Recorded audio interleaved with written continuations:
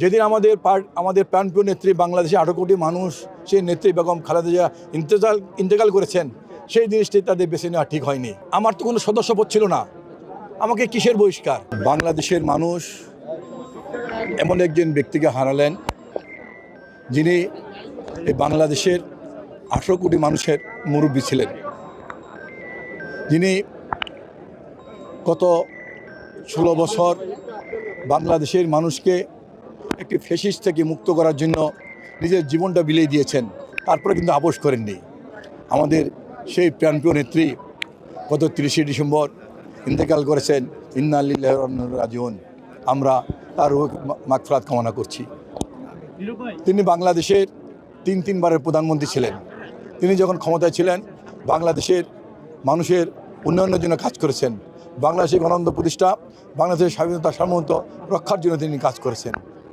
তিনি বাংলাদেশের আলেম সমাজকে তিনি সম্মান করতেন, তিনি শ্রদ্ধা করতেন। তিনি ইসলামী শিক্ষা বিস্তারের জন্য কাজ করেছেন। বিশেষ করে তিনি কওমি মাদ্রাসার উন্নয়নের জন্য, কওমি মাদ্রাসার শিক্ষার বিস্তারের জন্য কাজ করেছেন। আজকে আমরা সেই মানুষটিকে হারিয়ে ফেলেছি। আপনারা দেখেছেন পৃথিবীর সবচেয়ে বৃহৎ জানাজা হয়েছে আমাদের প্রাণপ্রিয় নেত্রী বেগম খালেদা জিয়ার। এটা আমরা মনে করি আমাদের জন্য গর্ব, এই জাতির জন্য গর্ব, যে জাতি আজকে শ্রদ্ধা করেছে বেগম খালেদা জিয়াকে। আজকে আমরা তার মৃত্যুর পরে তার সমাধিতে এসেছি ফাতিহা পাঠ করার জন্য, তার জন্য দোয়া করার জন্য। আমার ঢাকা 12 এলাকার প্রতিটা নেতাকর্মী, কয়েক হাজার নেতাকর্মী আজকে এখানে উপস্থিত হয়েছে আমার সাথে আমাদের প্রাণপ্রিয় নেত্রীকে তার কবরের পাশে দাঁড়িয়ে ফাতিহা পাঠ করার জন্য, তাকে শ্রদ্ধা জানানোর জন্য।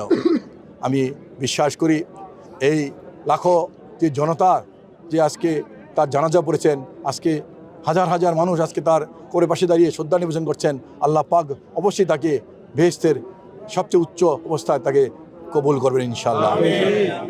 আমি মনে করি পার্টি যে সিদ্ধান্ত দিয়েছে এটা পার্টির একটি নিয়মমাফিক একটি প্রক্রিয়া।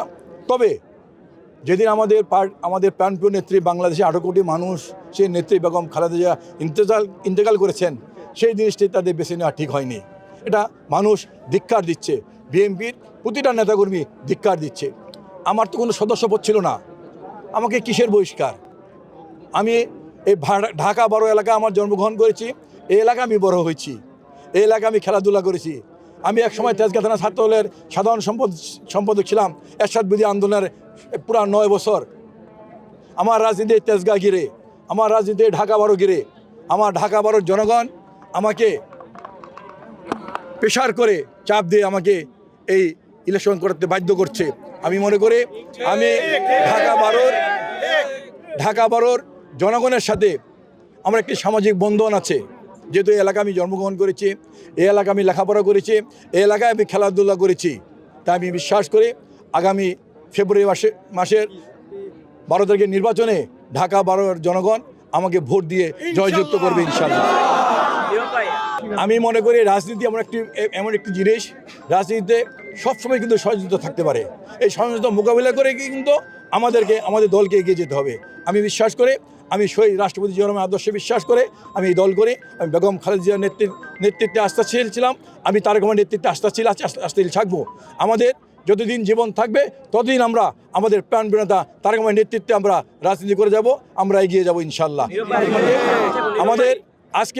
আমাদের প্রাণপ্রিয় নেত্রী বেগম খালেদা জিয়া শাহাদাত বরণ করার পরে যে শূন্যতা পূরণ হয়েছে, আগামী দিনে আমরা তারেক রহমানের নেতৃত্বে আমরা সেই শূন্যতা পূরণ করবো ইনশাআল্লাহ।